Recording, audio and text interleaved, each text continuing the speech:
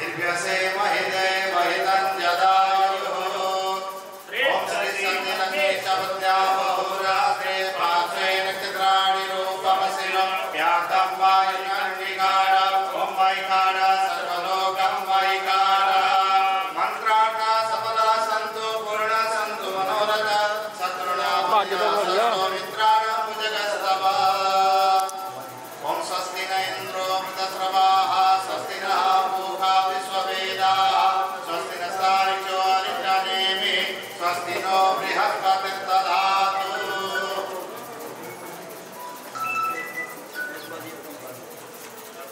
गुरुदेवांना आणि श्री कृष्णाला वंदन करून आज मी हे गीतेतले 2 श्लोक तुमच्या समोर सादर करत आहे.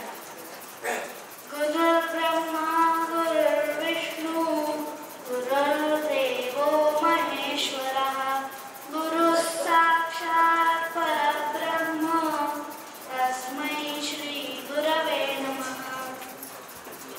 वसुदेवसुतं देवो कंसचाणूरमर्दनं देवकी परमानन्दं कृष्णं वन्दे जगद्गुरुं श्रीकृष्णं वन्दे जगद्गुरुं योगेशं सच्चिदानन्दं वासुदेवं व्रजप्रियं धर्मसंस्थापकं वीरं कृष्णं वन्दे जगद्गुरुं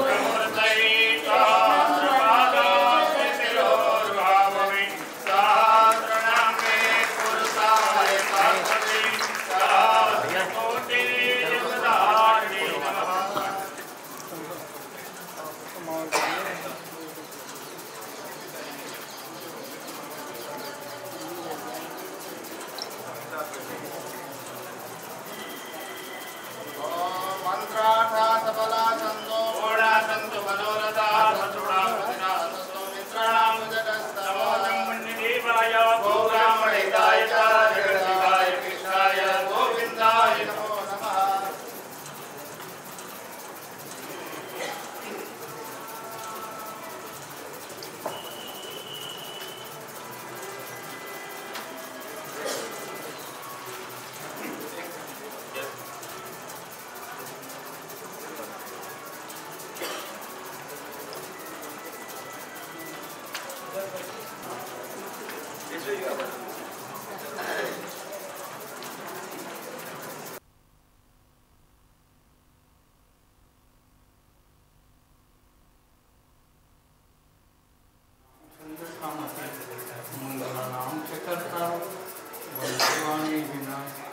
अखंड मंडलाकार व्याप्तम येन चराचरम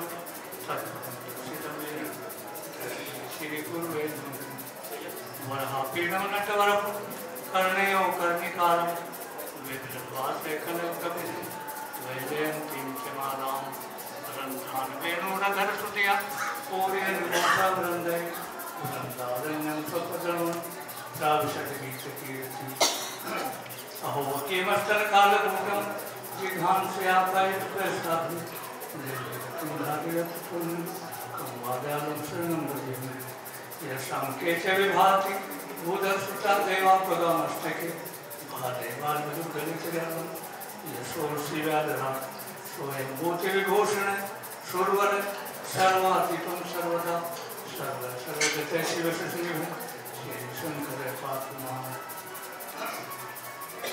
रामाय रामभद्राय रामचन्द्राय वेदसे रघुनाथाय नाथाय सीताय पतये नमः. अतुलधाम महेन्द्र शैलावधेयं धनुर्वङ्कसाङ्ग्यानामावल्लं सकलगुणगानवर्णनामधीशं सर्वगतविवर्तं वाद्यातं नमामि. श्रीकृष्णाय वासुदेवाय हरे परमात्मने क्लेशनाशाय गोविन्दाय नमः. सच्चिदानन्दरूपाय विश्वपत्यादिहेतवे तापत्रयविनाशाय श्रीकृष्णाय नमः. यं प्रवजन्तमनुपेक्षमपेक्षकृत्यं द्वैपायनो विवेकान्तराजुहा तन्मयतया सर्वोभिः तं सर्वभूषणमुनिमान् तोषिणे यो न विनाशं राम कृष्ण हरि जय जय राम कृष्ण हरि राम राम कृष्ण हरि जय जय राम कृष्ण हरि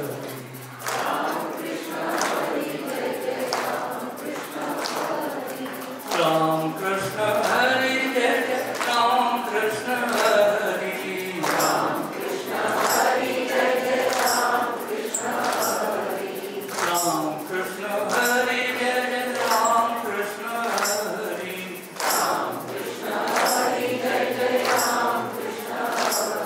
राम कृष्ण हरि जय जय राम कृष्ण हरि राम कृष्ण हरि जय जय राम कृष्ण हरि राम कृष्ण हरि जय जय राम कृष्ण हरि राम कृष्ण हरि जय जय राम कृष्ण हरि राम कृष्ण हरि जय जय विठ्ठल केशव हरि राम कृष्ण हरि जय जय विठ्ठल केशव हरि राम कृष्ण हरि जय जय विठ्ठल केशव हरि राम कृष्ण हरि जय जय विठ्ठल केशव हरि राम कृष्ण हरि जय जय राम कृष्ण हरि राम कृष्ण हरि जय जय राम कृष्ण हरि राम कृष्ण हरि जय जय राम कृष्ण हरि राम कृष्ण हरि जय जय राम कृष्ण हरि राम कृष्ण हरि जय जय राम कृष्ण हरि राम कृष्ण हरि जय जय राम कृष्ण हरि बोलिए सच्चिदानंद भगवान की जय वेदव्यास भगवान की जय भागवत महापुराण की जय सुखदेव जी महाराज की जय उमापति महादेव की जय सियापति रामचंद्र की जय पवन सुत हनुमान की जय दुर्गा माता की जय गौ माता की जय गंगा माता की जय सदगुरुदेव भगवान की जय विठ्ठल महाराज की जय धर्म की अधर्म का प्राणियों में विश्व का ओम नमः पार्वती तनय हर हर जय जय श्री राधे जय जय श्री राधे जय जय श्री राधे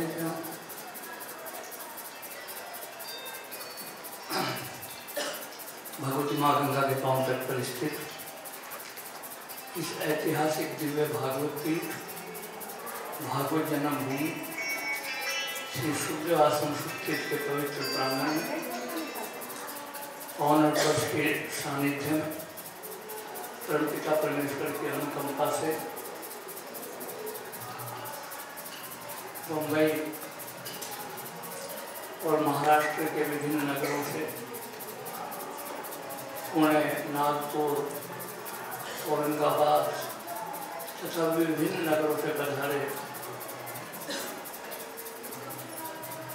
धर्मानुरागी धर्म प्रेमी भागवत प्रेमी सम्माननीय श्रोतागण और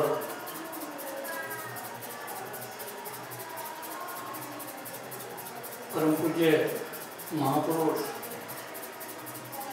रामकृष्ण श्री सागर जी महाराज के पावन चरणों में उनके पावन सानिध्य में और आदरणीय धर्मप्रेमी धर्मानुरागी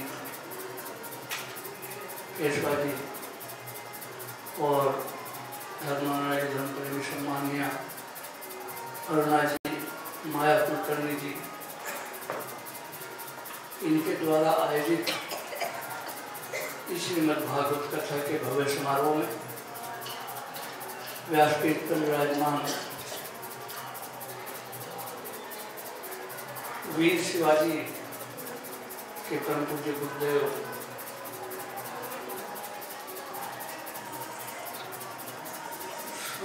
गुरु समर्थ रामदास जी महाराज की परंपरा के उसी परंपरा के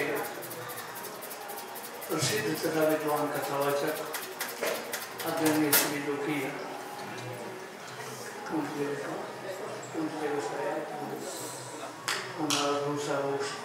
सज्जनगढ़ हो, बहुत पवित्र स्थली सज्जनगढ़ से पधारे भागवत के प्रसिद्ध तथा विद्वान कथावाचक आदरणीय श्री मकरंद बुआ जी महाराज और यहाँ पर उपस्थित महाराष्ट्र के भिन्न भिन्न नगरों से पधारे हुए सम्माननीय श्रोतागण, धर्मानुरागी, धर्म प्रेमी, भागवत प्रेमी, सम्माननीय मातृशक्ति और देवी स्वरूपा शक्ति।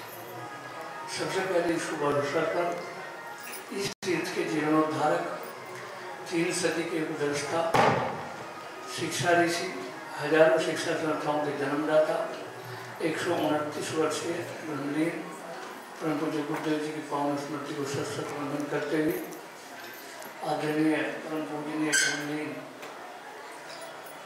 रामकृष्ण क्षीर सागर जी महाराज के चरणों में प्रणाम करता हूँ। भगवान सुखदेव जी के चरणों में दंडवत प्रणाम करता हूँ और आदरणीय श्री मकरंद जी का,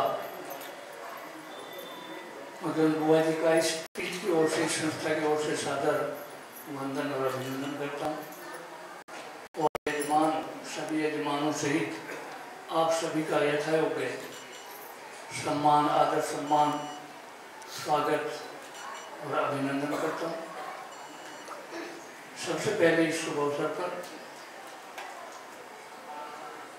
इस महान तीर्थ के जीर्णोद्धारक शिक्षा ऋषि परम पूज्य गुरुदेव जी की पावन स्मृति को सशक्त वंदन करते हुए गुरुदेव जी की चरणों को प्रणाम करता हूँ। मुझे हार्दिक प्रसन्नता, बड़ी खुशी है कि आप लोग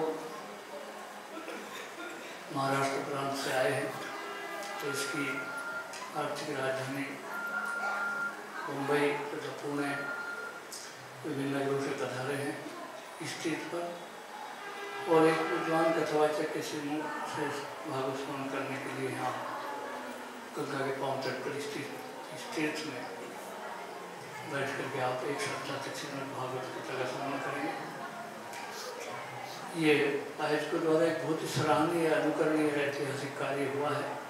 इस पुनीत कार्य के लिए आयोजक और आप सभी साधुवाद के पात्र हैं, प्रशंसा के पात्र हैं और आप सबको मैं बहुत बहुत बधाई देता हूँ, सबका बार बार अभिनंदन करता हूँ। और आप लोग भाग्यशाली हैं कि भागवत की जन्मभूमि और असंख्य ऋषि मुनियों की चरण धूलि से पवित्र इस भूमि पर बैठकर आपको श्रीमद् भागवत श्रवण करने का दुर्लभ अवसर सहज प्राप्त हो रहा है। वास्तव में जन्म जन्मांतरों के पुण्य कर्म के फलस्वरूप ही ऐसे दुर्लभ अवसर सहज प्राप्त होते हैं। किसी भी चीज को प्राप्त करना उतना कठिन नहीं जितना प्राप्त वस्तु का सदुपयोग व्यक्ति धन, संपत्ति, दौलत, पद, प्रतिष्ठा, विद्या, बुद्धि, ये सब चीजें परिश्रम और पुरुषार्थ करके प्राप्त कर लेते हैं, परंतु इनके सदुपयोग के लिए सद्बुद्धि, विवेक और दूरदर्शिता की आवश्यकता होती है। बहुत से लोग होते हैं अपने तन, मन, धन और समय को, विद्या, बुद्धि, वाणी को व्यर्थ के तथा अनावश्यक कार्यों में नष्ट कर देते हैं। ऐसे लोगों का जीवन सफल और सार्थक नहीं माना जाता। वास्तव में वही लोग भाग्यशाली होते हैं, उन्हीं का जीवन सफल सार्थक माना जाता है जो अपने तन, मन, धन और समय का सदुपयोग, विद्या, बुद्धि, वाणी का सदुपयोग लोक कल्याण के कार्यों में करते हैं, समाज और राष्ट्र के उत्थान में करते हैं, गरीबों की, दीन दुखियों की सेवा में करते हैं, जरूरतमंदों की सेवा में करते हैं और तीर्थों पर जाकर के इस तरह भागवत कथाओं के आयोजन में करते हैं, धार्मिक अनुष्ठानों में करते हैं। तो मैं इस कथा के यजमान परिवारों को और मकरंद बुआ जी को बधाई देता हूँ और आप सबको कि आप लोगों ने अपने तन, मन, धन और समय का सदुपयोग भगवती माँ भागीरथी गंगा के पावन तट पर बैठ करके, साक्षात सुखदेव जी के चरणों में बैठ करके इस भागवत कथा के आयोजन में किया। पुनः पुनः आपको बहुत बहुत बधाई देता हूँ। यहीं पर आप क्यों आए? इस स्थान का अपना एक विशेष महत्व है। और भागवत क्या है, संक्षेप में थोड़ा सा बताऊं। भागवत भगवान वेद व्यास जी की अंतिम रचना है। श्वेतावारकट का महापुराण है, वेदों की व्यवस्था है। भगवान वेद व्यास जी ने समस्त वेदों, उपनिषदों और पुराणों का सारभूत ज्ञानामृत इस भागवत महापुराण में भर दिया। और व्यास परमहंस चूड़ामणि जीवन श्री सुखदेव जी ने धर्म चक्रवर्ती सम्राट महाराज परीक्षित को स्वयं किसी के शासन मुक्ति दिलाने के लिए तथा राजा परीक्षित को निमित्त मानकर संपूर्ण मानव जाति के कल्याण के लिए भागवत ज्ञानामृत रसामृत से भरी उस महापुराण को गंगा द्वार के निकट गंगा तट पर स्थित आनंद बन के इसी पौन टोष के नीचे लाकर प्रतिस्थापित कर दिया। और जिस समय उत्तराखंड के बद्री का आश्रम क्षेत्र में सरस्वती नदी के किनारे स्थित सम्यकरास आश्रम में बैठकर भगवान वेद व्यास जी गणेश जी से ये श्रीमद् भागवत कथा लिखवा रहे थे, उस समय भागवत के प्रथम स्कंद के 19वें अध्याय के 25वें श्लोक में लिखा है, तत्र भगवत भगवान व्यासपुत्रो। तत्र संस्कृत का शब्द तत्र माने वहीं, अर्थात सुखतीर्थ में वहीं स्वयं भगवान ही व्यासपुत्र सुखदेव जी के रूप में प्रकट हुए। श्लोक बता रहा है तत्र भगवत भगवान व्यासपुत्र। तत्र माने वही, क्योंकि यही हुई है तो यहीं पर भगवान स्वयं ही प्रकट हुए वेद व्यास जी के पुत्र के रूप में। और उन्होंने यही वटवृक्ष के नीचे बैठ कर 7 दिन तक लगातार 24 घंटे 148 घंटे बैठ करके श्रीमद् भागवत कथा ज्ञानामृत का पहला प्रसारण किया। ज्ञानामृत की वर्षा की। ज्ञानामृत राजा परीक्षित को पिला करके ऋषि के साप से मुक्ति दिलाया। और कालांतर में यही स्थान भागवत जन्मभूमि भागवत पीठ श्री सुखदेव सुख तीर्थ के रूप में विश्व विख्यात है, जहाँ पर देश के कोने कोने से आकर श्रीमद् भागवत कथाओं का आयोजन करते हैं, अपने जीवन को सफल और सार्थक बनाते हैं। उसी क्रम में आप भी आ जाए। इस स्थान की 5 विशेषताएं जो और कहीं नहीं मिली। पहली विशेषता यह है कि भागवत का पहला प्रसारण भगवान सुखदेव जी के श्रीमुख से इसी स्थान से हुआ था, इसलिए इसको भागवत की जन्मभूमि कहते हैं। जिस तरह अयोध्या राम जन्मभूमि, मथुरा कृष्ण जन्मभूमि, इसी तरह सुख तीर्थ की भागवत जन्मभूमि। जिस तरह गंगोत्री गंगा का उद्गम स्थल है, यमुनोत्री यमुना का है, इसी तरह ये सुख तीर्थ भी इस भागवत का उद्गम स्थल है।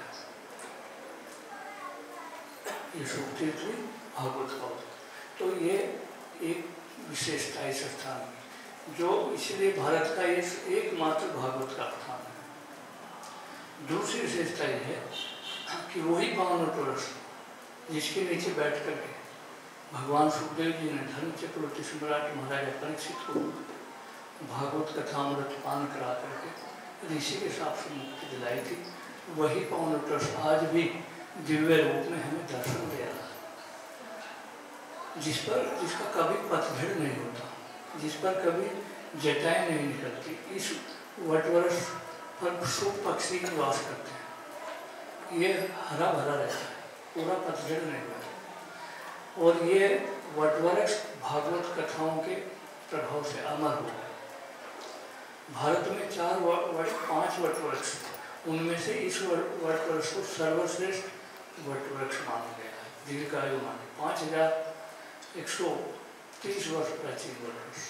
तो उसे महाभारत कालीन कि इसी के नीचे देवता अमृत का कलश लेकर आए थे, तो इतनी दिव्यता इस वटवृक्ष। तो 2 विशेषता भी जो कि और कहीं नहीं है। संसार है, भारत के कोने में संसार में कहीं नहीं मिलेंगे, दुर्लभ से। तीसरी विशेषता ये है कि जिस समय यहाँ भगवान सुखदेव जी महाराजा परीक्षित का भागवत का संवाद हो रहा था, उस समय श्रोता के रूप में 88,000 नहीं, लाखों परम तपस्वी वयोवृद्ध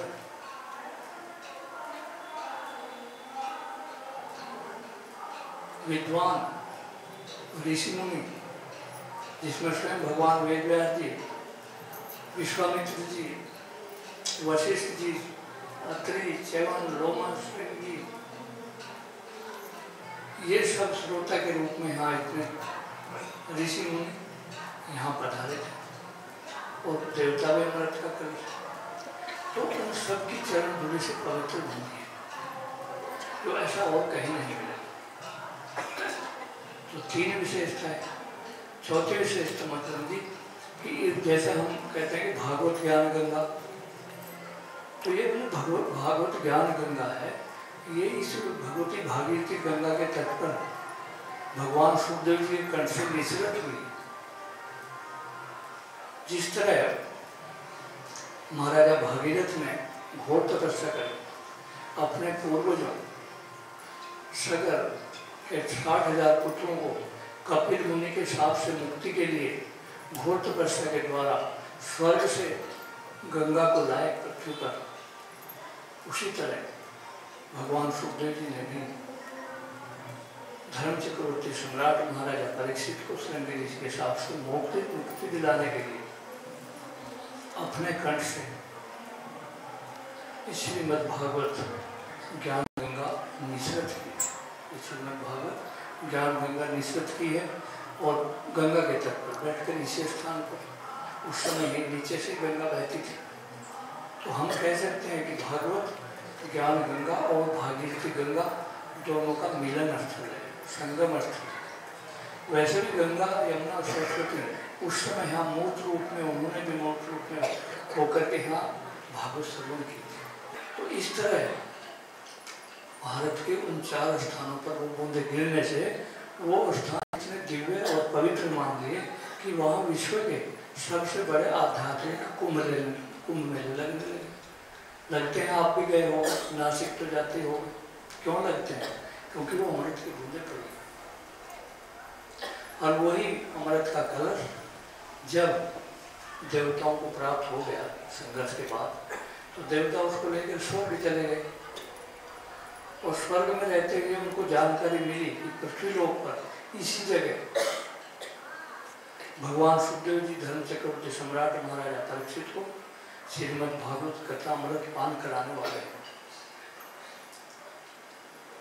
देवता ने सोचा कि हम देवता और भागवत कथा अमृत के लिए कितने तरसते हैं और हमें सुलभ नहीं, क्यों ना हम भी पृथ्वी लोक पर चले और वहाँ अमृत का कलश भी लेकर चले और वहाँ जाकर सुखदेव जी से प्रार्थना करें कि आप स्वर्ग का अमृत लेकर के राजा परीक्षित को अमर और दीर्घजीवी बना दीजिएगा और हमें दिव्यजीवी भागवत कथा अमृत पिला। इस उद्देश्य से लेकर के जब वो यहाँ पहुँचे देवता, इसी पावन वृक्ष के नीचे वो पूरा का पूरा कलश इस पावन वृक्ष की जड़ में रख दिया और हाथ जोड़ करके सुखदेव जी ने प्रार्थना की, सुगम नत्वावधन सर्वे सर्वकार्य कथा सुधाम प्रेक्षित कृत्य सुधा में नाम, क्योंकि अपना काम बनाने में देवता कुशल होते ही हाथ जोड़ कर सुखदेव जी से प्रार्थना की कि आप ये अमृत का कलश लेकर हमें बदले में कथा अमृत दान कीजिए। ये बात सुनकर के सुखदेव जी ने उनकी प्रार्थना सुनी और कहा कहाँ कांच और कहाँ मणि, उनका मजाक उड़ाया और भक्ति सुनना ये और पात्र नहीं, तो भक्ति सुनने हैं और ये तो क्योंकि आयोजन जो है ये राजा परीक्षित के निमित्त है, वही भागवत कथा अमृत पान के अधिकारी हैं, वही पात्र हैं और ये देवता बीच में आए, ये पात्र नहीं है, भक्ति सुनने अदला बदले की बात करते हैं, सौदे की बात करते हैं। तो उनकी प्रार्थना को स्वीकार नहीं किया सुखदेव जी। हालांकि बैठा सकते थे बैठो, लेकिन नहीं, क्योंकि पात्र नहीं थे। तो जब सुखदेव जी ने उनकी प्रार्थना को अस्वीकार कर दी, तो वो जैसे चलने को थे, उसी समय जो उपस्थित ऋषि मुनि थे, उन्होंने विचार किया कि अमृत का कलश हमारे सामने रखा है, कितना अच्छा अवसर है, क्यों ना हम इसके दर्शन करें। तो उन्होंने देवताओं से प्रार्थना की कि हमें भी दर्शन कराएगी इसके, स्वर्ग का अमृत कैसा है। तो कहते हैं कि एक देवता ने अंजलि में लेकर के कलश से अमृत और सबको दर्शन कराया। हल्का पीला सुगंधित दिव्य स्वर्ग का अमृत, कोई साधारण अमृत तो था नहीं। और फिर सबको दर्शन कराने के बाद अंजलि का वो अमृत इसी पावन लोटस की जड़ में समर्पित कर दिया, जहाँ पहले से स्वर्ग का अमृत का कलश रखा था। तो कितने असंख्य बूंदे पड़ी, तो इस स्थान में कितनी दिव्यता हुई। और इसके तुरंत बाद ही फिर कंठे सुधा वस्तु है भगवत जना, भगवान के प्यारे संत के कंठ से निकली उसकी आत्मिक वाणी ही वास्तव में सच्चा अमृत है। समुद्र का अमृत तो अक्षोभ से, समुद्र मंथन से निकला है, वो सच्चा अमृत नहीं। तो इसी स्थान पर भगवान के सच्चे भक्त, इसी स्थान पर भगवान सुखदेव जी के कंठ से जो उनके आत्मिक अमृतवाणी, भागवत कथा अमृतवाणी निसरत हुई, वास्तव में वही सच्चा अमृत है जो स्वर्ग के अमृत से श्रेष्ठ है। तो हम कह सकते हैं कि भागवत कथा अमृत और स्वर्ग का अमृत, ये दोनों का मिलन स्थल है, दोनों का संगम स्थल। कितनी दिव्यता है, 5 विशेषताएं, कितनी दिव्यता दी है, संसार में और कहीं नहीं मिलेगी।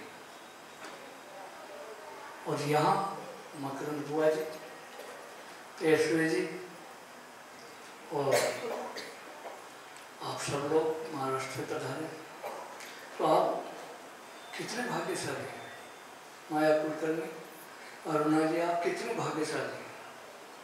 यहाँ कोई साधारण व्यक्ति नहीं आ सकता, यहाँ पैसे के बल से नहीं आ सकता, जन्म जन्मांतर पुण्य कर्म। कितने आपने सत्कर्म किए होंगे, तभी अवसर मिला है। जीवन में यदि ऐसे करोगे और अच्छे ऐसे दुर्लभ अवसर मिलेंगे। तो देखो हमारी कैसी संस्कृति में, कैसी सभ्यता में, कैसे इतिहास, कहाँ मतलब समुद्र मंथन, कहाँ कलश, कहाँ ये आए। तो किसी भी समाज और राष्ट्र का अस्तित्व है, उसके धर्म, उसकी संस्कृति, उसकी सभ्यता और इतिहास पर टिका होता है। यदि धर्म और संस्कृति जीवित रहेगी तो समाज और राष्ट्र भी जीवित रहेगा। धर्म और संस्कृति की धारा जनमानस में निरंतर प्रवाहित होती रहेगी। लोकहित की इसी कामना से हमारे पूजनीय ऋषि मुनियों ने प्राचीन काल में ही सनातन धर्म की स्थापना कर दी थी, और पूरे विश्व में भारत को सनातन धर्म का जनक माना गया। भारत के बाद पूरी दुनिया को देने के लिए संदेश है, भारत के बाद पूरी दुनिया को देने के लिए एक संजीवनी है। क्या संदेश है? कि धर्म और अध्यात्म के क्षेत्र में भारत सबसे महान है, पूरी विश्व में सबसे। भारत के पास आध्यात्म ज्ञान का पावर हाउस है, भारत के पास आध्यात्म ज्ञान का प्रकाश पुंज है, भारत के पास ही वेदों का, उपनिषदों का, गीता, रामायण, महाभारत और भागवत महापुराण का दिव्य ज्ञान है। भारत के पास ही जीवनदायिनी, मोक्षदायिनी गंगा, यमुना, सरस्वती जैसी नदियाँ। भारत के पास ही योग और योग विज्ञान का ज्ञान है, भारत के पास ही ऋषि मुनियों का ज्ञान है, और भारत के पास भगवान राम, कृष्ण और शिव नाम की संजीवनी, विठ्ठल नाम की संजीवनी। तो ये सब दुर्लभ चीजें केवल भारत के पास है, दुनिया के और किसी देश में। इसलिए भारत को जगत गुरु कहा गया।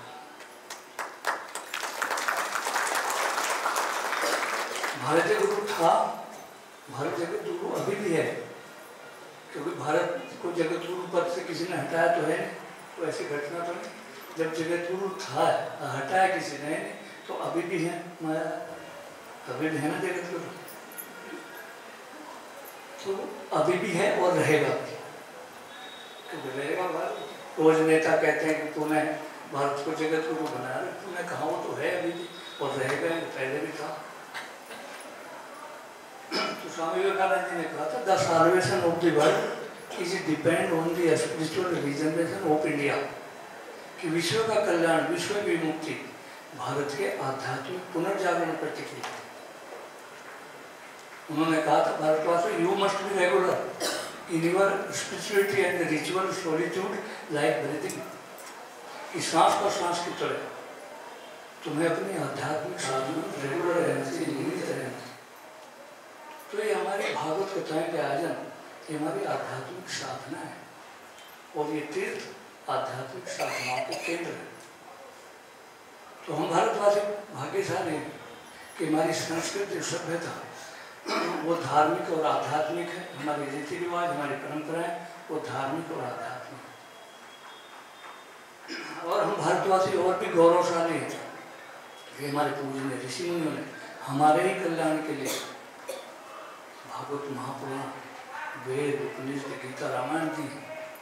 आप अनुमान लगाओ कि महापुराण ना होती, वेद व्यास जी में भागवत महापुराण ना देते तो क्या आज हम यहाँ बैठे होते? ना ये तीर्थ होता, ना मकरण हुआ होते, ना मैं होते, ना। तो हमारा दायित्व है कि अपने महापुरुषों के द्वारा दिए हुए दिव्य ग्रंथों का स्वाध्याय करें, उनमें दिए हुए ज्ञान पर चिंतन मनन करें, मकरण बुआ जी जैसे विद्वानों से उनके ज्ञान का श्रवण करें और चिंतन मनन करके अपने जीवन में धारण करके अपने जीवन को सफल और सार्थक बनाए। भागवत क्या है? भागवत भगवान कृष्ण का शब्द अवतार है। और भगवान कृष्ण कौन है? भगवान कृष्ण में भारतीय संस्कृति की जीवन धारा के शाश्वत प्रतीक है। इस पृथ्वी पर भगवान कृष्ण का अवतरण विश्व की सबसे अनोखी घटना है। भगवान कृष्ण 64 विद्या 16 कलाओं से परिपूर्ण है। भगवान कृष्ण परिपूर्णता के अवतार हैं और जीवंत आराध्य है। और ये भागवत उन्हीं की वाणी में मूर्ति है, उन्हीं की शब्द में मूर्ति है, उन्हीं का नाम स्वरूप है, उन्हीं का साक्षात स्वरूप है। इसलिए भागवत भी अपने आप में परिपूर्ण है। भागवत भगवान वेदव्यास जी के हृदय से निकली अमृत वाणी है, जिसके श्रवण करने से अज्ञान का पर्दा हट जाता है। भागवत दिव्य ज्ञान की जननी है, भक्ति ज्ञान और वैराग्य का अद्भुत मिश्रण है। भागवत मोक्षदायिनी है, जीवनदायिनी है। भागवत भगवान वेदव्यास जी की तरफ से संपूर्ण मानव जाति के लिए एक संजीवनी है जो मनुष्य को दुर्गति से बचाती है। भागवत भगवान वेदव्यास जी की तरफ से संपूर्ण मानव जाति के लिए एक वरदान है, एक उपहार है, एक धरोहर है जो अमूल्य निधि है। भागवत मनुष्य के स्वयं मन को जगाकर मन, बुद्धि और हृदय की आंखें खोलती है और जीवन में एक नई रोशनी लेकर के जीवन के अंधकार को दूर करके जीवन को प्रकाशित करती है। भागवत की असंख्य विशेषता। भागवत सर्वोच्च जीवन जीने का दर्शन है। भागवत सर्वोच्च जीवन जीने की कला सिखाती है। भागवत प्रभु भक्ति और परमार्थ करने की प्रेरणा देती है। भागवत सत्कर्म और सन्मार्ग पर चलने की शिक्षा देती है। भागवत सुखी जीवन जीने का दर्शन है। भागवत एक संस्कृति, एक सभ्यता, एक साधना है, एक जीवन मूल्य है। समाज में फैली कुरीतियों, कुप्रथाओं और नकारात्मक मूल्यों के विरुद्ध आवाज उठाने की शक्ति हमें भागवत से मिलती है। तीसरी भक्ति है स्मरण भक्ति, कि हम आप मकर बुआ जी की कथा सुने और परमात्मा की लीलाओं, फिर यहाँ से सुनकर के परमात्मा की लीलाओं को फिर आप जाएंगे अपने कमरों, इधर उधर चलेंगे तो उनको परमात्मा की लीलाओं को मन ही मन स्मरण करके कि आज मकरम जी ने ये बताया, वो बताया, ये बताया, तो उसी में डूबे रहना, उसी में लीन रहना, इसको स्मरण भक्ति कहते हैं। चौथी है पाद सेवन भक्ति, परमात्मा के चरणों का पूजन, सेवा करना, उनकी चरणामृत पान करना, ग्रहण करना, उनकी चरण धूलि शिरोधार्य करना, इन प्रक्रियाओं के द्वारा अपने आराध्य के प्रति पूर्ण प्रेम प्रकट किया जाता है। पांचवी है अर्चन भक्ति। भगवान के स्थूल विग्रह का 16 विधि से पूजन करना, इसे अर्चन भक्ति कहते हैं। छठी है वंदन भक्ति। परमात्मा के सामने करवट होकर के अनेक प्रार्थनाओं के द्वारा, अनेक मंत्रों के द्वारा पूजा की जाती है, इसको कहते हैं वंदन भक्ति। एक है सख्य भक्ति। परमात्मा को अपना सखा मानना, मित्र होना, और मित्र होने के हर्षातिरेक में उनकी अनुकंपा का सुखद अनुभव करना और अपने गुप्त रहस्य को उनके सामने प्रकट कर देना। एक होती है दास्य भक्ति। भगवान को अपना मालिक समझना और अपने आप को उनका दास, इस भाव से उनकी पूजा की जाती है। नौवीं है निवेदन भक्ति। अपना सब कुछ परमात्मा को समर्पित करके इस संसार से सर्वथा निर्भय हो जाते हैं, इसको कहते हैं निवेदन भक्ति। तो भक्ति की सभी अवस्थाओं में अपने आराध्य के प्रति परम श्रद्धा भाव रखना बहुत आवश्यक, क्योंकि श्रद्धा के बिना भक्ति नहीं, श्रद्धा के बिना ज्ञान नहीं। चलते फिरते, उठते बैठते, सोते जागते, खाते पीते, सब अवस्थाओं में उस परमात्मा की अनुकंपा का सुखद अनुभव करना, इसको कहते हैं विशुद्ध भक्ति। और भगवान कृष्ण ने अपने प्यारे भक्त अर्जुन को इसी विशुद्ध भक्ति का पालन करने के लिए कहा था। सच्ची भक्ति की अवस्था क्या है? जिसमें हमारा प्रत्येक कर्म भगवान की पूजा बन जाता है। भक्ति से हम मोक्ष की प्राप्ति कर सकते हैं। भक्ति वो साधन है जिसको अपनाकर हम प्रभु प्राप्ति कर सकते हैं। भक्ति वह शक्ति है जो हमारे कल्याण का, जो हमारे भाग्य का द्वार खोल देती है। भक्ति के द्वारा ही भगवान को जाना, पहचाना और प्राप्त किया जा सकता है। परम शरणागत होने से भक्ति मिलती है। परम भक्ति परम शरणागत से मिलती है। भक्ति से मोक्ष मिलता है। 3 रूप है भक्ति के। नवधा भक्ति बताया मैंने। एक होती है पराभक्ति। भक्ति और भगवान समरस हो जाते हैं, इसे पराभक्ति कहते हैं। एक विशुद्ध भक्ति अभी बताई। तो भक्ति की 3 अवस्थाएं, और हमारा जो भागवत ग्रंथ है जो भगवान कृष्ण की भक्ति का सर्वोत्तम। भक्ति से आध्यात्मिक ज्ञान की प्राप्ति होती है, और आध्यात्मिक ज्ञान के माध्यम से व्यक्ति संसार सागर से तर जाता है।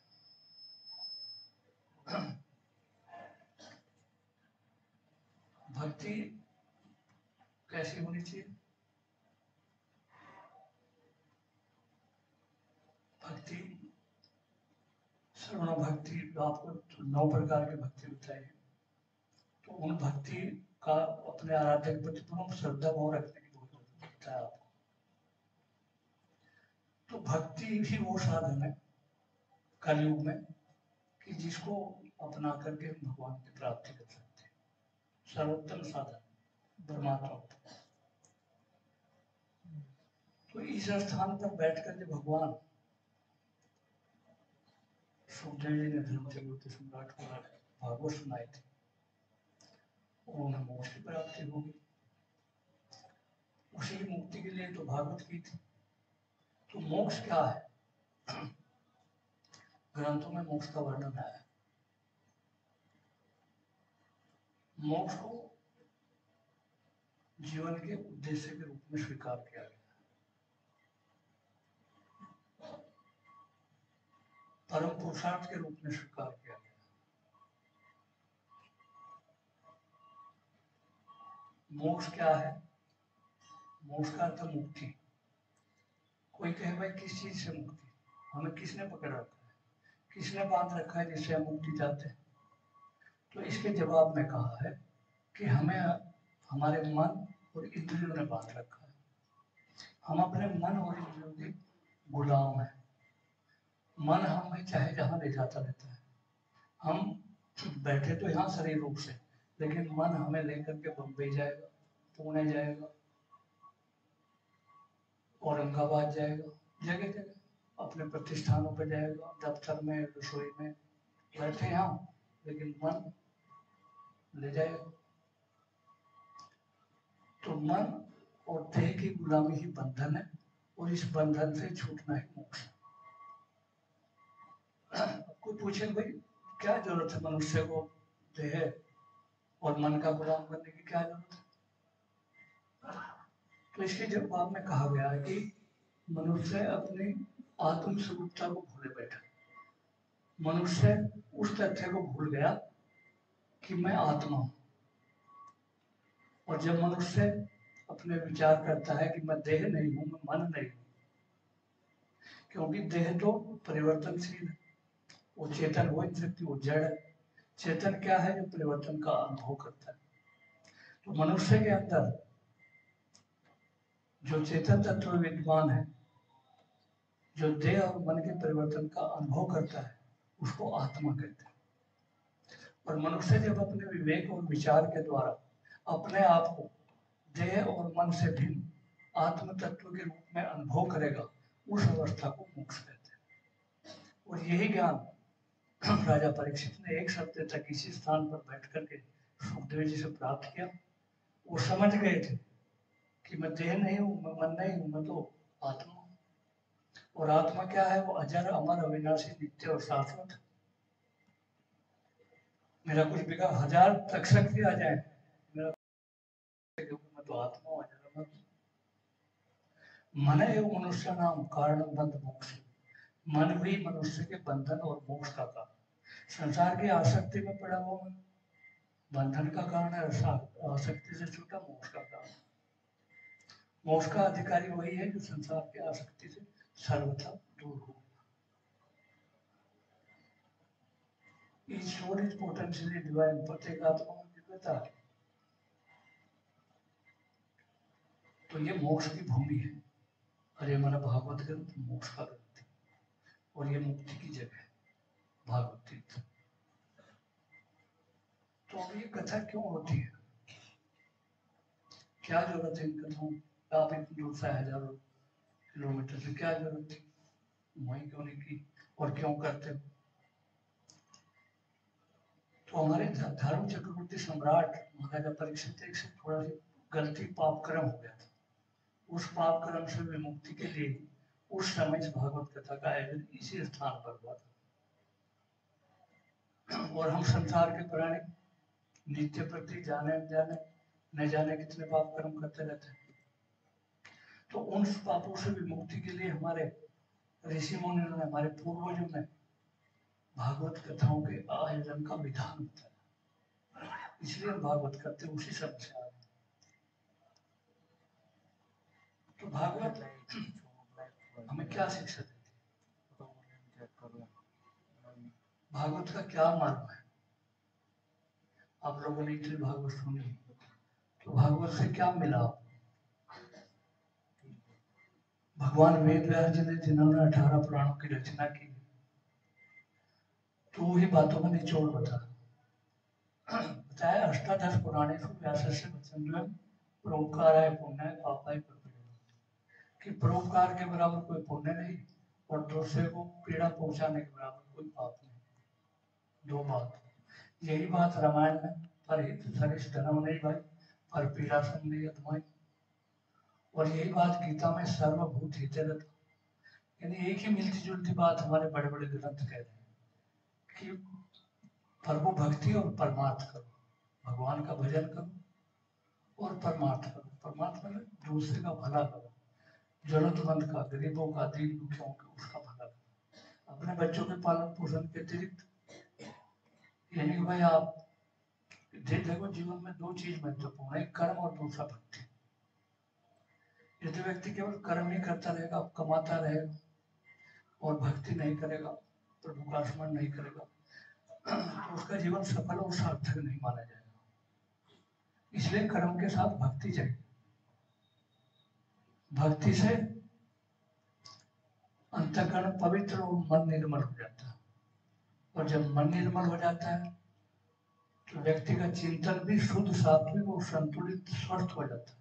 और जो व्यक्ति का चिंतन शुद्ध सात्विक संतुलित और स्वस्थ हो जाएगा तो उसका प्रत्येक व्यवहार, प्रत्येक कर्म, प्रत्येक आचरण शुद्ध सात्विक संतुलित और स्वस्थ हो जाएगा।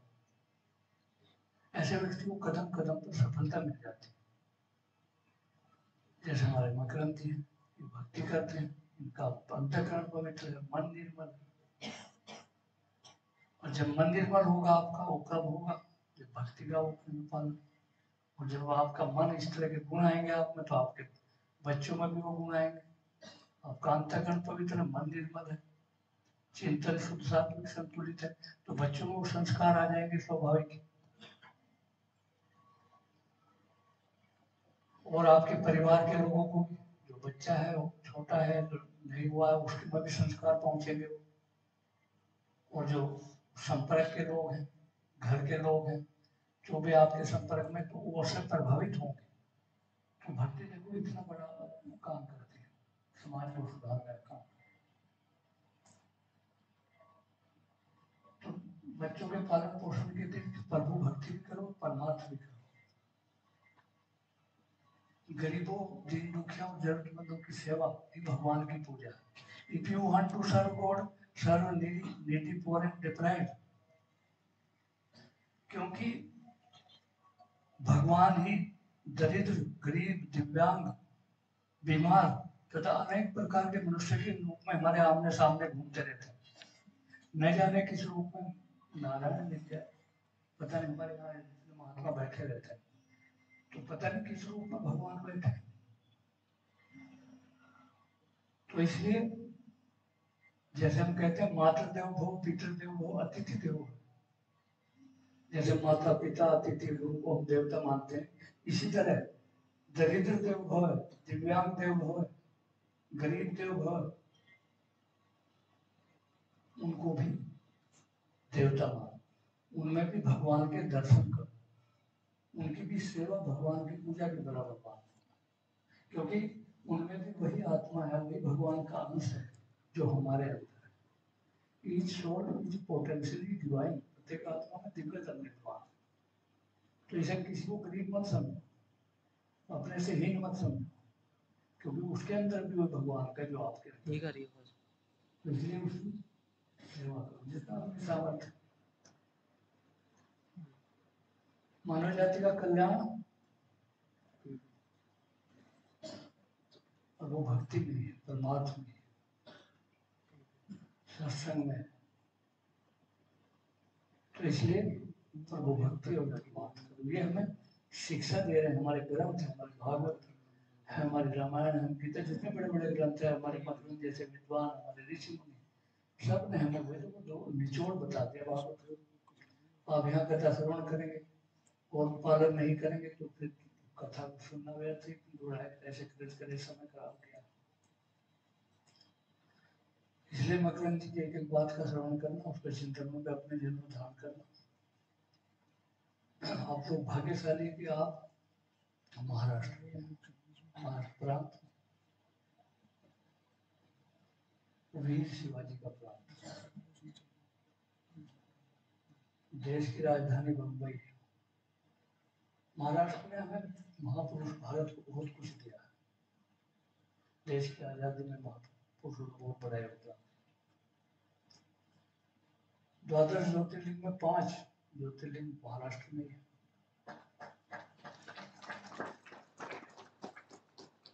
गोपाल कृष्ण गोखले, तिलक, बाल गंगाधर तिलक, विनोबा भावे, लता मंगेशकर, और ये कमालपुर के मोहन भागवत जी, हाँ, और इससे बड़े बड़े कांग्रेस के नेता और बड़े मदन बुआ जी जैसे, सज्जनगढ़ जैसे, सज्जनगढ़ बताओ।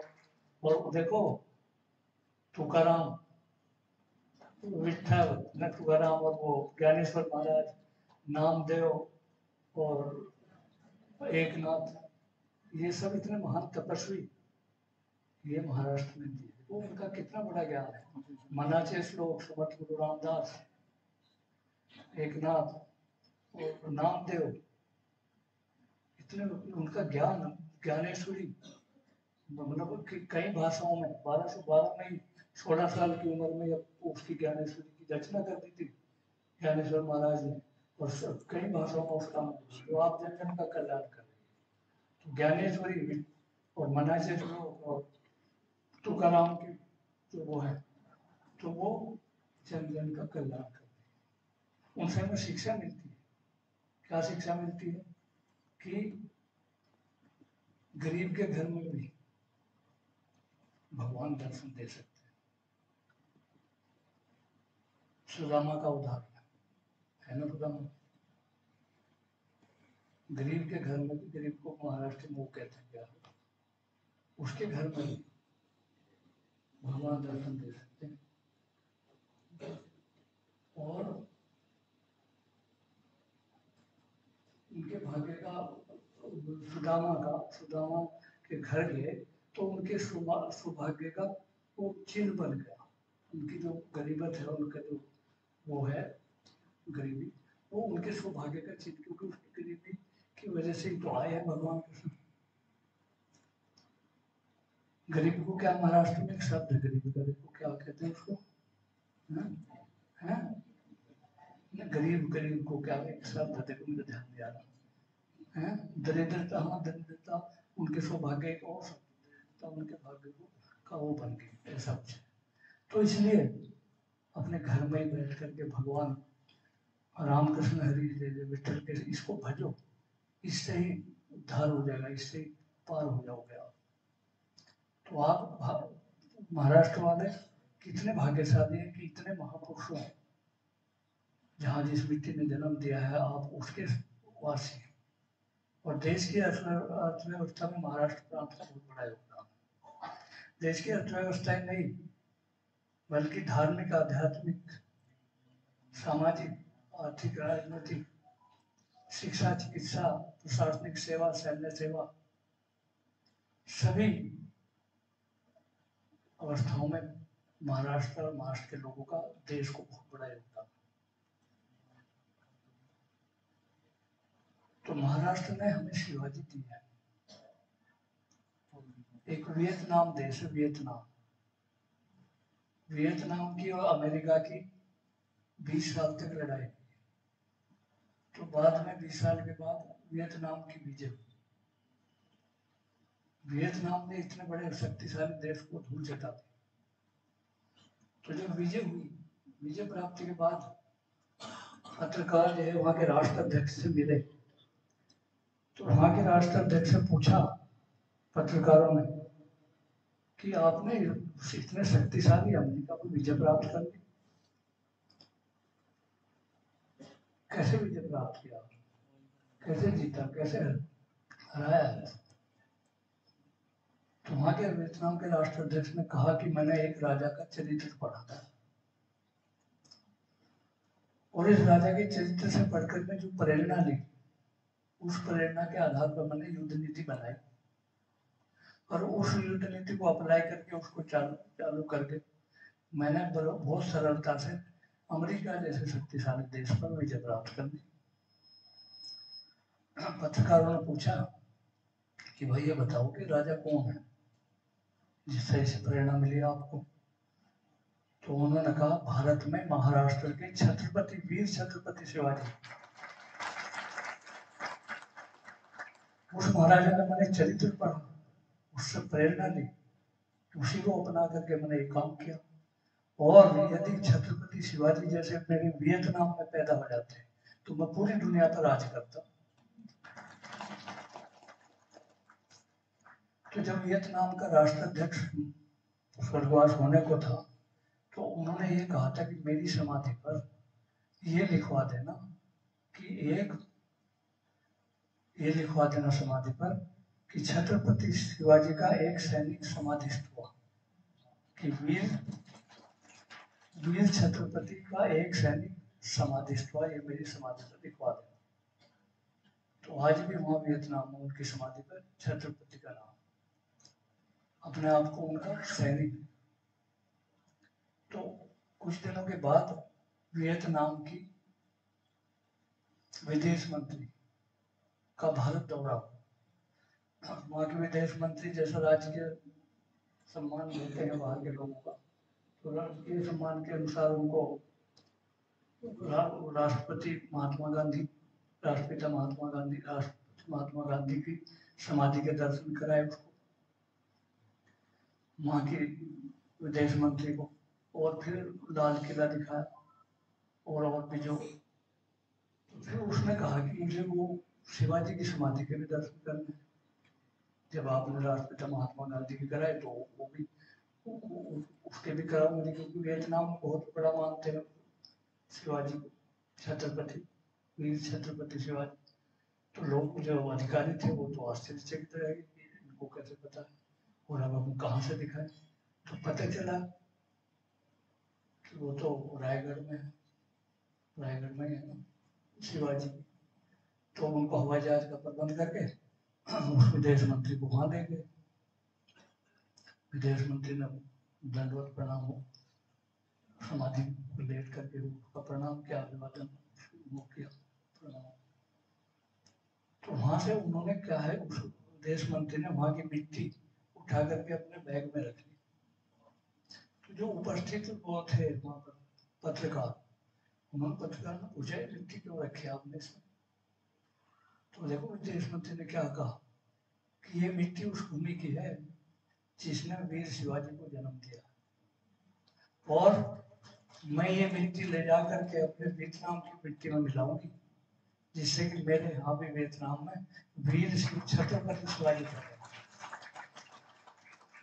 देखो ये बात है, कितनी बड़ी बात है। तो हमेशा भगवान पर भरोसा रखो, ये संसार भरोसे का नहीं, भरोसे की एकमात्र परमात्मा। संसार परिवर्तनशील है, कुछ भी स्थिर नहीं है, इसलिए भगवान पर भरोसा रखो। जो भगवान पर भरोसा रखता है भगवान उसकी मदद करते हैं। द्रौपदी का उदाहरण, उत्तरा का उदाहरण देखो। द्रौपदी के पांचों पति गुरु द्रोणाचार्य जी और भीष्म देव जी और वहाँ के हस्तिनापुर नरेश, कृपाचार्य, ये सब दिग्गज बलशाली, और वहां बैठे उस अबला का चीरारण हो रहा है, सबसे गुहार लगा रही है, रो रही, कोई आया नहीं मदद के लिए। हार करके थक करके जब उन्होंने उस परमेश्वर को पुकारा तो भगवान दौड़े चले उनकी रक्षा की, भरोसा किया भगवान पर। ऐसे उतरा भरोसा करके, क्योंकि वो तो उनके गर्भ का करना चाहते थे, तो भगवान ने गर्भ में जाकर के उनकी रक्षा की, परीक्षित। तो हमेशा भगवान पर भरोसा करो, जो उनको मतलब हमेशा। एक नेता हुए वो जो उष्मा है वो सुना होगा, ज्यादा लंबा नहीं करके संक्षेप कर रहा हूँ। तो हमेशा ईश्वर पर भरोसा करो और परिश्रम पुरुषार्थ करते हुए, सच्चाई ईमानदारी का पालन करते हुए प्रभु का स्मरण करते रहो। इस जीवन में, हमारे जीवन में क्या, संसार में जो कुछ भी हो रहा है वो सब उस परमात्मा के अधीन है। इसलिए अपने हर काम को परमात्मा के अर्पण करके चलने से सच्चा सुख और सफलता की अनुभूति होती है। सब कुछ परमात्मा का है, अपना कुछ भी नहीं। ईशावास्यमिदं सर्वं यत्किंच जगतां जगत् तेन तत्तेन भूमिता मां गते कस्य सुख। अखिल ब्रह्मांड में जो भी जड़ चेतन स्वरूप वो सब ईश्वर से आता है। इसलिए संसार को भगवान माना, क्योंकि भगवान कण कण में विराजमान। तेन तत्तेन भूमिता मां गते कस्य सुख। उसके दिए हुए का सब कुछ, हमारा कुछ नहीं, भगवान का दिया। हमारे पास जो भी कुछ है उसे अपना मत समझो, उस परमात्मा को दिया, उसका त्याग पूर्वक सदुपयोग करो, उपभोग करो। दूसरे के धन पर गलत निगाह न रखो। तो जीवन में सत्यम व धर्म चल, सत्य का पालन बोलो, धर्म का आचरण करो। जो पराये धन की दृष्टि मत रखो। धनो पराब विष्ट विश्वास। पराया धन जो है जहर से भी बड़ा जहर है। जहर तो केवल शरीर को मारता है, लेकिन पराया धन तो सबको नष्ट कर देता है। ये अर्थ है सूची से सूची। जो धन पैसे के मामले में ईमानदार है, वास्तव में वही पवित्र है। जो आदमी रोज भागवत सुनता है, रोज गंगा स्नान करता है, मंत्र जाप करता है, माला जाप करता है, लेकिन वो ईमानदार नहीं है मन से, तो वो पवित्र नहीं। दूसरे के धन को मिट्टी से भी मिट्टी मानो। और हमेशा याद रखो, सच्चाई, ईमानदारी, परिश्रम, पुरुषार्थ और नैतिक मूल्यों का पालन करते हुए जो धन अर्जित होगा, उससे ही सच्ची सुख, सच्ची शांति और स्वर्ग की प्राप्ति। अनैतिक आचरण से अर्जित धन दुख का कारण होता है। अनैतिक आचरण से अर्जित सुख, संपत्ति और सम्मान अस्थायी नहीं होता, वो सब खत्म हो जाता है। इसलिए हमेशा ध्यान रखो कि जो हम धन कमाए वो पवित्र कमाई का हो।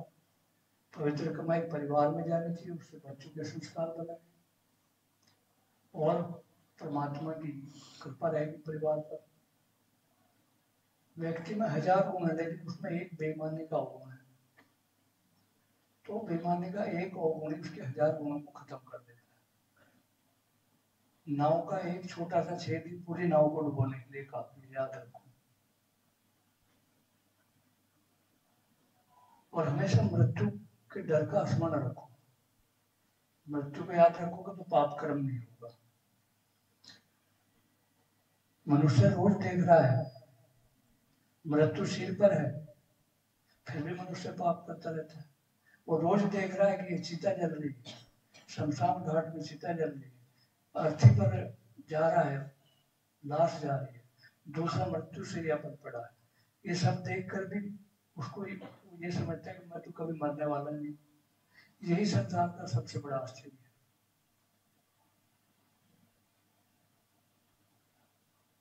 तो हमेशा प्रभु का स्मरण करो, हर परिस्थिति में सत्य को न छोड़ो। चाहे मृत्यु भी पास आ गई हो, लेकिन सत्य को छोड़ना नहीं। ये जीवन एक पानी के बुलबुले की तरह है। पानी के बुलबुले का क्या अस्तित्व है? जरा सी देर में देखते देखते खत्म। तो ये जीवन भी पानी के बुलबुले की तरह है। ये जीवन एक कागज की नाव की तरह है। कागज की नाव का अस्तित्व है कुछ, गंगा में डाल दो या पानी में गिर जाए तो गल जाएगा। तो जीवन भी ऐसा ही, ये एक जलते हुए दीपक की तरह है। हमारा जो जीवन है जलते हुए दीपक की तरह है। दीपक का क्या काम है? अंधेरे में रोशनी करने का, लेकिन छोटा हवा का झोंका आते बुझ जाएगा। तो जीवन भी ऐसा ही, सड़क पर जा रहे हैं मोटरसाइकिल से, जरा सा झोंका आया खत्म। गाड़ियों में रोज आप अखबारों में टेलीविजन पर देखते हो, आश्चर्यजनक घटना है। और ये जीवन पीपल के पत्ते की नोक पर लटकी हुई ओस की बूंद की तरह है। उसका क्या अस्तित्व है? पीपल के नोक पर, किसी भी वृक्ष के पत्ते की नोक पर एक बूंद लटक रही है उसकी, जरा देर में हिल जाएगी, चिड़िया बैठ जाएगी, हिल जाएगी, सूरज निकलेगा तो उसका अस्तित्व खत्म हो जाएगा। तो ये जीवन ऐसा है, हर परिस्थिति में इसकी रक्षा करनी चाहिए। जीवन का एक एक क्षण मूल्यवान है, उसका सदुपयोग करना चाहिए। सदुपयोग क्या में करना चाहिए? प्रभु भक्ति और परमात्मा करना चाहिए। भगवान ने हमें तन दिया, मन दिया, धन दिया, वाणी दी है, विवेक दिया, समझ दिया, सद्बुद्धि दी है, ज्ञानेंद्रिय दिए, कर्मेंद्रिय दिए। तो इन सब का सदुपयोग, ये सब दुर्लभ चीजें भगवानों को दी है, इनका सदुपयोग प्रभु भक्ति परमात्मा करता है। तो इनका सदुपयोग करता है वो पुण्य अर्जित करता है, जो दुरुपयोग करता है वो पाप अर्जित करता है। तो ये जीवन संचय भोग के लिए नहीं मिला, ये आत्म कल्याण के लिए मिला। हमें केवल परमात्मा से सांसारिक सुखों की मांग नहीं करनी चाहिए, कुछ ऐसे भी मांग करनी चाहिए जिससे कि आत्म कल्याण। और आत्म कल्याण के लिए भगवान से हमें सद्गुणों की मांग करनी चाहिए कि भगवान हमें सद्गुण दो। कौन से सद्गुण दो? हमें सेवा करने का, हमें प्रभु भक्ति परमार्थ करने का गुण दो, दान करने का गुण दो। दूसरे का हित करने का गुण, ज्ञान दो, विवेक दो। क्योंकि संपत्ति से संपन्न होना तो सरल है, लेकिन सद्गुणों से संपन्न होना उतना ही कठिन है। इसलिए सद्गुणों से संपन्न होने की चेष्टा करो, सद्गुणों से संपन्न हो। और वो कहाँ से मिलेगी आपको? वो भागवत से मिलेगी। भक्ति भागवत से, भक्ति की भव्यता को समझने की शक्ति हमें भागवत से मिलती है। भागवत का स्वरूप हमेशा ईश्वर को याद, गरीबों की सेवा। जो भी हमारे ग्रंथों ने, जो भी हमारे महापुरुषों ने हमें सूत्र दिए, ग्रंथ पर तो संत जगत के बात बताते, तीन राम हृदय मन में दया उत्तम सेवा मिली, तीन है बात। राम हृदय मन में दया उत्तम सेवा मिली, सार है।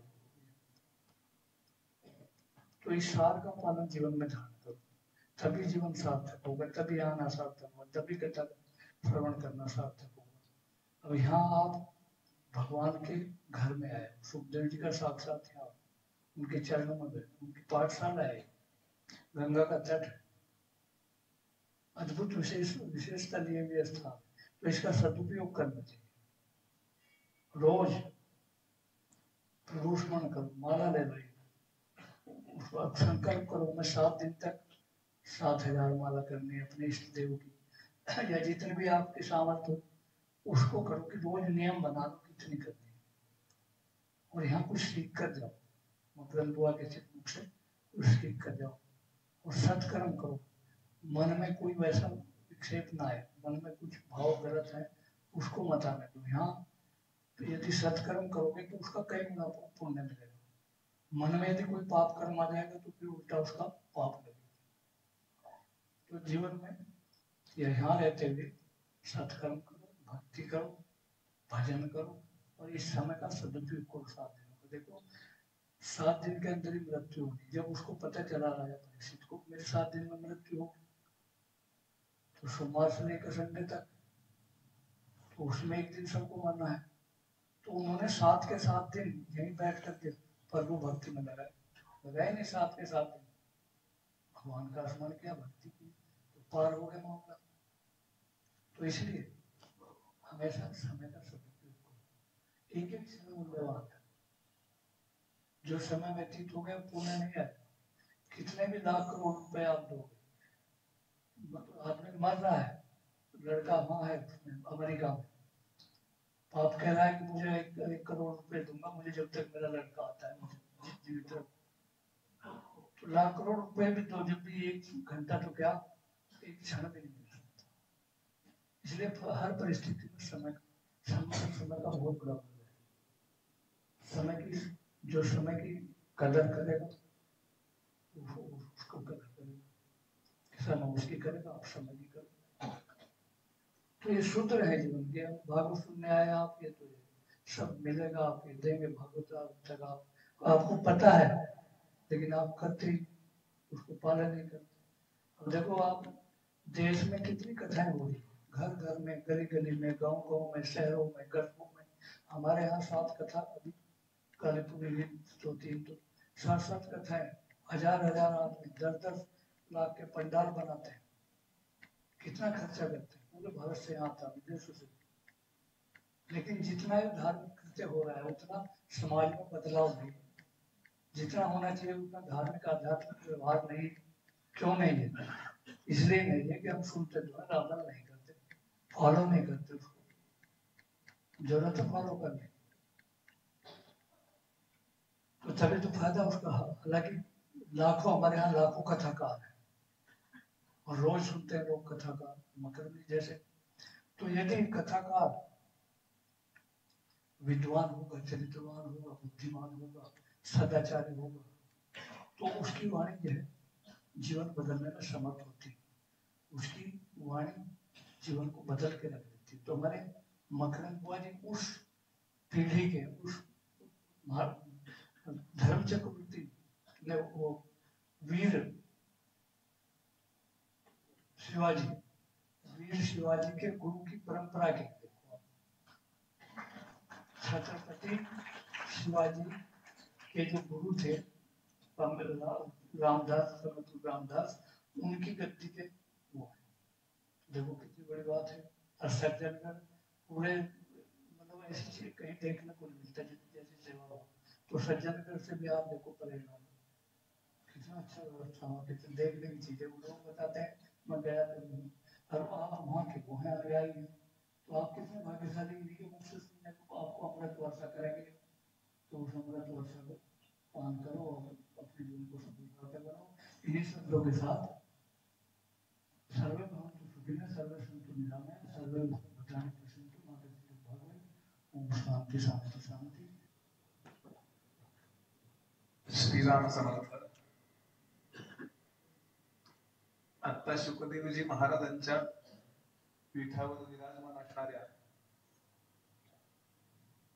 जे स्वतः 129 वर्ष इथे राहिले, 3 शतक ज्यांनी पाहिली त्या कल्याणदेवजी महाराजांचे परमशिष्य स्वामी उमानंदजी यांनी इथे आपल्याला आशीर्वाद दिले। प्रत्यक्ष शुकदेवजीच इथे आशीर्वाद द्यायला आले आणि पहिल्याच दिवशी त्यांनी आपल्याला किती गंभीरतेनं भागवताकडे पहा हे वक्त्याला आधी सांगितले। मी इथं बसलो म्हणून ते बोलले नाही की का परत पडत नाही, वक्त्यामध्ये प्रॉब्लेम आहे म्हणून परत पडत नाही असं का। शुकदेवजींचा सरळ संदेश आहे की तुम्ही शुकदेवजी पहा की मग श्रोते परीक्षित होतील, असा तुम्हाला आणि मला संदेश आणि उपदेश करून आपल्याला कृतार्थ केलंय। स्वामीजींना सगळ्यांच्या तर्फे नमस्कार करतो। जय जय रघुवीर समर्थ।